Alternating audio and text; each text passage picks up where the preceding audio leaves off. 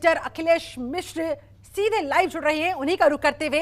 अखिलेश जी, वाकई में ये तस्वीरें बेहद अद्भुत, बेहद अलौकिक और इतिहास रचते हुए हम देख रहे हैं। हम अपने आप को सौभाग्यशाली कहें तो गलत नहीं होगा। ऐसे में दीपों की वहां पर लंबी लंबी कतारें कितनी तैयार है अयोध्या नगरी, भगवान राम की नगरी दुल्हन की तरह सजने के लिए। शिल्पा, जब तुलसीदास जी ने लिखा होगा तो शायद इसी सब चीज़ों को देख के लिखा होगा उन्होंने कि अवधपुरी ममपुरी सुहावन, उत्तर दिश सरयू वह पावन। और उत्तर आज अवधपुरी को आप देख के आपको लगेगा कि वास्तव में यहाँ पे दीपोत्सव की तैयारी है। 14 वर्ष का वनवास काट के प्रभु राम आ रहे हैं, तो यहाँ पे सारे अयोध्यावासी बेचैन हैं, व्याकुल हैं उनके एक दर्शन पाने के लिए, और उनके लिए उन्होंने पूरे अयोध्या को सजा रखा है। इस वक्त मैं लता मंगेशकर चौराहे पे खड़ा हूँ और अगर आप देखेंगे तो यहाँ पे लोगों का हुजूम है। आज प्रशासन के लिए भी बहुत जबरदस्त बड़ी कड़ी चुनौती है प्रशासन के लिए भी कि बड़ी संख्या में लोग अभी से आना शुरू हो गए हैं। प्रशासनिक लोगों की बात करें और अगर आपको मैं दिखा सकूँ तो ये जो आप नजारा पे ये वाला सब फेस्टिवल देखने के लिए आई हूँ तो काफी अच्छा लग रहा है। क्या नाम है आपका? मेरा नाम अजय मिश्रा है और साकेत महाविद्यालय का छात्र संघ अध्यक्ष प्रत्याशी हूँ और बहुत अच्छा लग रहा है। दिव्य और भव्य और नव्य अयोध्या देखने को मिल रहा है। अखिलेश ये बहुत हर्षोल्लास की बात है कि हमारे अयोध्या में ऐसा भी कार्य हो रहा है। अंतर्राष्ट्रीय स्तर पर भारत के अध्यात्म की, भारत की आस्था की जो छवि कहीं न कहीं बनती है, उसे ये किस तरह से देखते हैं और ये कितना जरूरी है?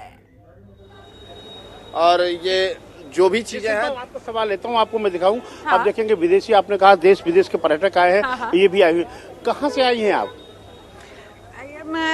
I speak English. I'm not speaking. No, you don't. I am from Italy, and I am here from Diwali, from this What is day. your experience in Ayodhya? I arrived now, and I think it's very, very beautiful.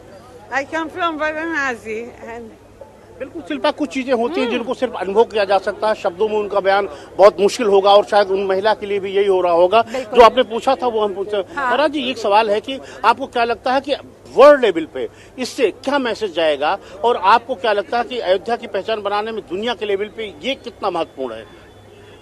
हम सबसे जानते हैं कि दीपोत्सव प्रकाश पर्व है और हम लोगों का जो सनातन धर्म का मेन उद्देश्य रहता है वह सर्वे भवन्तु सुखिनः, सर्वे सन्तु निरामया, सर्वे भद्राणि पश्यन्तु मा कश्चित् दुःखभाग् भवेत्। तो हम विश्व को सुख, शांति, अमन, चैन का एक पैगाम दे रहे हैं और माननीय यशस्वी प्रधानमंत्री जी, मुख्यमंत्री जी निरंतर जो सतत प्रयास कर रहे हैं, त्रेता युग का जो राम राज्य था वह कहीं न कहीं साकार दिखाई पड़ता है। आप यूथ है, कैसा देखते हैं आप दीपोत्सव को? क्या कह रहे हो? दीपोत्सव को आप किस तरह देखते हैं? दीपोत्सव को हम मुरैना से आए हुए हैं और पहली बार आए हुए हैं अयोध्या में। मन लगा, अच्छा लगा। बोलो जय सीताराम। सिर्फ आपने देखा होगा अपने अपने ढंग से लोग कह रहे हैं, अपने अपने ढंग से लोग की आस्था है। तो मैंने कहा ना कि हरि अनंत, हरि कथा अनंत, ये अद्भुत दृश्य है, ये अद्भुत तस्वीरें, अलग अनुभव लेके जाता है। अखिलेश, ये समझा जा सकता है कि अगर आज ये इतनी सुंदर तस्वीरें तो कल का माहौल क्या होगा, कल का दृश्य क्या होगा, अंदाजा लगाया जा सकता है। आज ये फुल रिहर्सल, इस समय हमने अभी दर्शकों को सीधी तस्वीरें भी दिखाई थी किस तरह से वहां पर लेजर शो का आयोजन किया गया।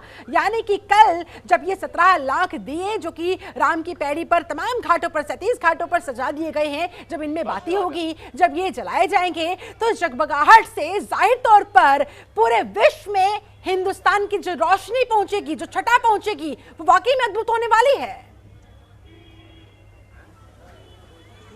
निश्चित तौर पर जो आपने कहा कि बिल्कुल अगर आगाज इतना है तो अंजाम तक पहुंचते पहुंचते क्या होगा, इसकी सिर्फ कल्पना की जा सकती है। और मैंने कहा कि ना, हर वर्ग के, हर उम्र के लोग हैं, हर जगह के लोग हैं। अगर आप यहाँ शिल्पा घूमिए तो मैंने कहा विदेशी मिले हैं मुझे पूरे राज्यों, अगर मैं 6 लोगों से बात कर रहा हूँ तो कोई राजस्थान से है, कोई मणिपुर से है, कोई तमिलनाडु से है, कोई उत्तर प्रदेश से है, कोई उड़ीसा से है। तो ये आप पूरे भारत वर्ष को यहाँ पा सकते हैं। तो इसलिए ये माना जा सकता है कि दीपोत्सव को लेकर सिर्फ उत्तर प्रदेश और अयोध्या में नहीं, पूरे देश भर में उत्साह है। आपका क्या नाम है भाई? कृष्णा तिवारी। कहाँ से आप आए हैं? अम्बेडकर नगर। कैसा लग रहा है आपको? बहुत अच्छा। वासुदेव हमारे सहयोगी शिल्पा जो दिन भर कवर हाँ। करते रहे हैं यहाँ पे। वासुदेव जी, आपको शिल्पा जी पूछ रही थी कि क्या ऐसा लगता है कि जो हर बार नया चैलेंज आता है तो इसके माध्यम से सरकार क्या, प्रधानमंत्री भी आ रहे हैं, मुख्यमंत्री भी आ रहे हैं, तो एक जो बड़ा मैसेज क्या देना चाहती है? सबसे बड़ा मैसेज ये है कि अयोध्या से ही दीपोत्सव का आरंभ हुआ था, दीपावली का आरंभ हुआ था। भगवान जब त्रेता युग में आए थे तो यहाँ के लोग जो हैं घी के दिए जलाए थे और जो भी उनका पकवान था वो भी बनाए थे और फुलझड़ियाँ जो पटाखे होते उसको फोड़े थे, दागे थे और खुशियाँ मनाए थे। और त्रेता युग में वैसा ही नज़ारा दिख रहा है, भव्य और दिव्य दिख रहा है। आसपास के जनपदों से, कई राज्यों से, कई प्रदेशों, देश विदेश से भी लोग आए हैं और इस दीपोत्सव को देख के काफी हर्षित और आनंदित हो रहे हैं। इस बार का जो दीपोत्सव है बहुत ही भव्य दिव्य है। 17 लाख दीपक जलाए जा रहे हैं, प्रधानमंत्री भी आ रहे हैं, मुख्यमंत्री भी आ रहे हैं और सभी हर्षित और उल्लासित हैं। शिल्पा, देखिए, भारतीय जनता पार्टी सरकार की कोशिश यही है हाँ। कि दीपोत्सव में जब प्रधानमंत्री आ रहे हैं तो वो सिर्फ जो है यहाँ पे दीपोत्सव में ही शामिल नहीं होंगे, बल्कि 4000 करोड़ से ज्यादा की परियोजनाओं को भी वो शहर को देंगे, उसकी सौगात देंगे। तो कुल मिला के आप कह सकते हैं कि भारतीय जनता पार्टी के एक हाथ में हिंदुत्व का झंडा है तो दूसरे हाथ में उसके पास विकास का एजेंडा है और दोनों में संतुलन साध के चलने की कोशिश कर रही है। बिल्कुल, दीपोत्सव कार्यक्रम के जरिए कहीं ना कहीं यूपी सरकार की ओर से 4000 करोड़ की जो 66 परियोजनाओं को तैयार किया गया है उसकी सौगात लेकर भी पीएम मोदी आएंगे। सूबे के मुख्यमंत्री उपस्थित रहने वाले हैं। ऐसे में लगातार वहां पर जबरदस्त तैयारियां हम तस्वीरों के जरिए दर्शकों तक पहुंचा रहे हैं। तमाम राज्यों से लोग खींचे चले आ रहे हैं, जैसा कि अखिलेश जी ने भी बताया कि अलग अलग राज्यों के लोग वहां पर पहुंचे हुए हैं, बातचीत कर रहे हैं, अपनी अपनी फीलिंग्स वो जाहिर करते हुए नजर आए हैं। और इस बार देखिए अखिलेश जी, 2017 से दीपोत्सव कार्यक्रम की जो शुरुआत कहीं ना कहीं प्रदेश सरकार की तरफ से की गई थी, 51,000 दियों के साथ आगाज हुआ था, जो अब 17 लाख दियों तक पहुंच चुका है। ऐसे में जाहिर तौर पर साल दर साल और अधिक भव्यता और बड़ा चैलेंज। निश्चित तौर पे यहाँ पे आज हमारे जो उन कार्यकर्ताओं से बात हो रही थी, अजय प्रताप सिंह से बात हो रही थी, जो नोडल ऑफिसर है, हाँ। उनका कहना था वो चाहते थे अगर उनकी मंशा पूरी होती तो 21 लाख दियों के साथ वो राम की पैड़ी को जगमग करते, लेकिन उनकी इच्छा पूरी नहीं की गई। लेकिन इसके अलावा उन्होंने कहा कि ये पहला मौका ये भी होगा कि जब अयोध्या में करीब 108 कुंड है, उनका कायाकल्प किया जा रहा है, उन कुंडों में भी दीपोत्सव बनाया जाएगा। यहाँ के जो प्रमुख मठ मंदिर हैं उनमें भी दीपोत्सव होगा।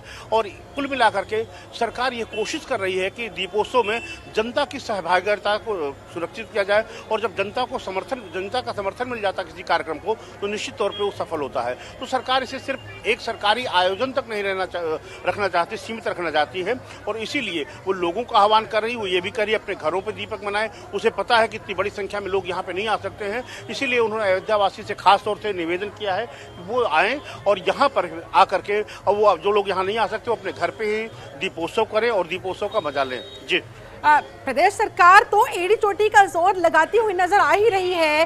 पीएम मोदी पहुंचेंगे, सीएम योगी आदित्यनाथ लगातार समीक्षा करते हुए हमने देखे किस तरह से जब से ये तय हुआ कि पीएम नरेंद्र मोदी का कार्यक्रम 23 अक्टूबर का यहाँ पर अयोध्या का तय कर दिया गया है, तब से वो लगातार नजरें बनाए हुए हैं।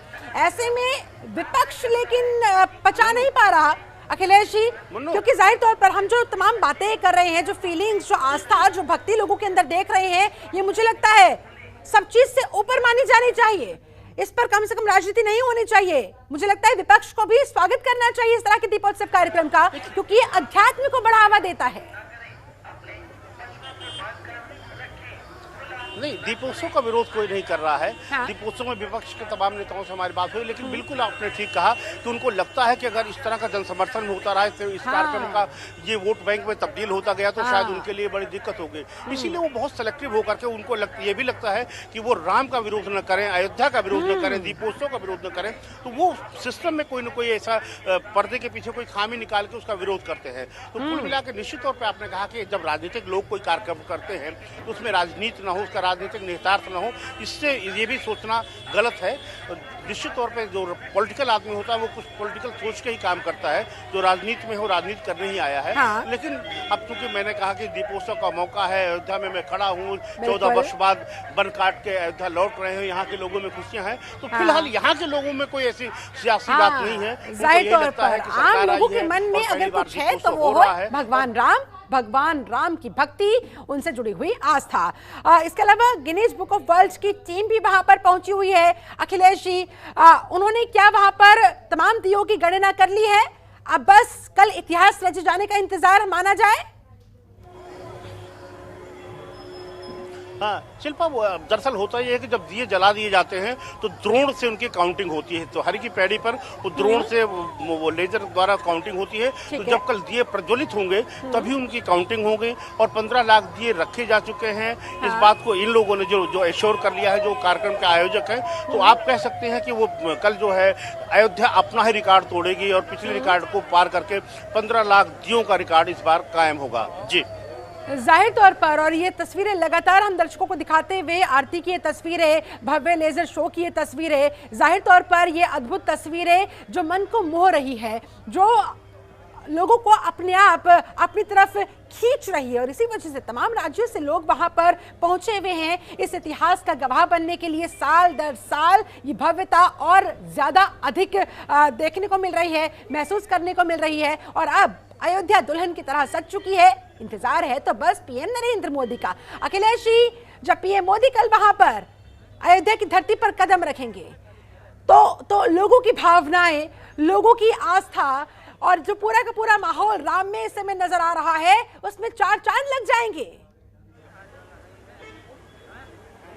निश्चित तौर पे प्रधानमंत्री मोदी का कार्यक्रम है और उन्होंने कुछ अपने कार्यक्रम को इस तरह डिजाइन किया है कि वो रोड शो में भी शामिल हो जाएंगे। थोड़ी देर के लिए राम जन्मभूमि के दर्शन भी करेंगे, हनुमानगढ़ी भी जा सकते हैं, यहाँ के साधु संतों से भी मिलेंगे। वासुदेव जी, कुछ उन्होंने इस तरह से कार्यक्रम किया है कि उनका अपने एक मिनट का सदुपयोग करें प्रधानमंत्री जी का। बिल्कुल, जो प्रधानमंत्री आ रहे हैं अयोध्या में, दूसरी बार आ रहे हैं, खासकर दीपोत्सव में शामिल होने आ रहे हैं। प्रधानमंत्री का जो शेड्यूल है एकदम तय है। सर्वप्रथम वो साकेत डिग्री कॉलेज जाएंगे, वहां से सीधे भगवान रामलला के दरबार में जाएंगे, वहां पे हाजिरी लगाएंगे, दर्शन पूजन करेंगे, आरती उतारेंगे, जो निर्माण कार्य चल रहा है उसका भी अवलोकन करेंगे। अवलोकन करने के बाद सीधे रामकथा पार्क में आएंगे। रामकथा पार्क में जब भगवान श्री राम, माता जानकी के साथ, सीता जी के साथ पुष्पक विमान से यहाँ पे उतरेंगे तो उनका वो अभिषेक पूजन करेंगे। अभिषेक पूजन के बाद माँ सरयू जो अयोध्या में है उनकी आरती उतारेंगे। आरती के बाद जो दीपोत्सव है इसका उद्घाटन करेंगे। उद्घाटन के बाद जो अयोध्या का पुराना सरयू पुल है वहाँ पे जो आतिशबाजी होगी, जो नजारे होंगे, उसका भी अवलोकन करेंगे। मैं आपको बताऊं कि ये जो आप गाड़ियां देख रही हैं वो दरअसल रिहर्सल किया जा रहा है कि प्रधानमंत्री किस रूट से कैसे जाएंगे और जब वो जाएंगे तो किस तरह का रूट होगा उसको जाने में। आप देख रहे होंगे किस तरह से सुरक्षा से लैस गाड़ियां हैं जो उनके फ्लीट में चलेंगी, आगे चलेंगी।